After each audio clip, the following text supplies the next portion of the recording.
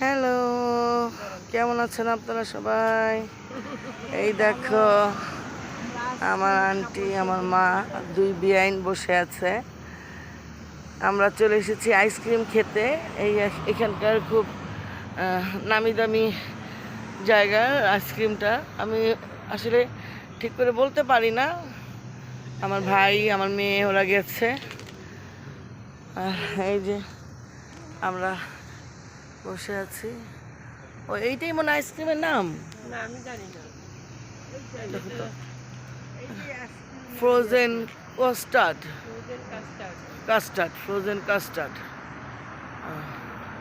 ড্রিউইস।